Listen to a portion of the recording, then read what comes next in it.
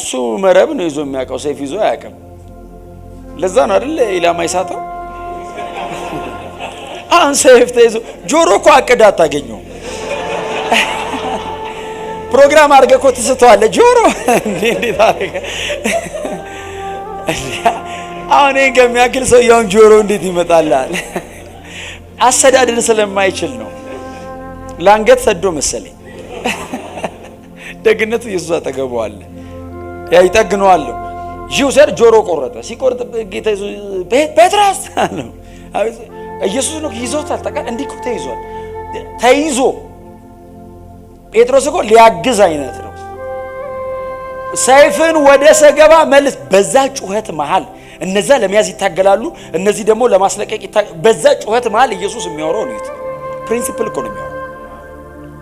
ሰይፍን ወደ ሰገባ መልስ ሰይፍን የሚመሱ በሰይፍ ይተፋሉ አለ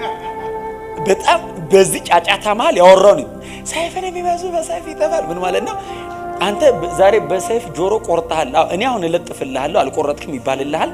እኔ አሁን ባለጠፈው ሐዋርያ ሥራ ላይ አንዱ መጥቶ ያነሳልሃል እኮ ነው በሰይፍ ዘርተ በእጅ ያሰበሰበውም ነው መልሰ አይበጅም ማለት ነገን ያንተ መንፈሳዊ ሰው ሆናል ፍጥረታዊ ሰው ሆነበት ታውቃለህ አራታው እኔ ዘላለም ይያዩ አንተ ነገን የዛሬ 15 ዓመት ሐዋርያ ሥራ ላይ የምታገለግለው እንዴት አታይም ማለት እነዚህ ሰዎች ተመልሰው ይመጣሉ አሉ ነገር እና መለስ ሲል ጴጥሮስ እንዴት እንደሚበሳጭ አስብ ዲስአፖይንት ነው ላግዘው እየሞከርኩ ሲል ጌታ እንዲያለው በዛው ቀጥሎ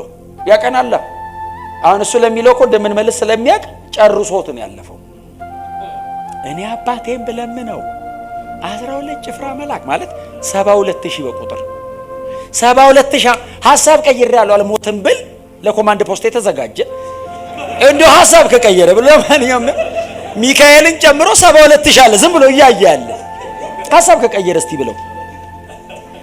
አንድ መልአክ እኮ ከሰማይ ወርዶ አሶር መንደር ትዝ ይላችሁ ሁለተኛ ነገሥት 18 አንድ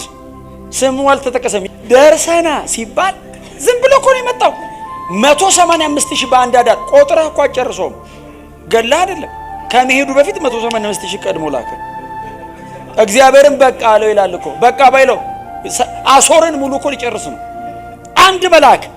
72000 ቢመጣ አሰባችሁታል ያለን ፍጻሜ ዘን ቀን ነው የሚሆነው ባይዘው አይደል በእነሱ ጦስኛም አይደል ኢየሱስ እችላለሁ እየቻልኩ ነው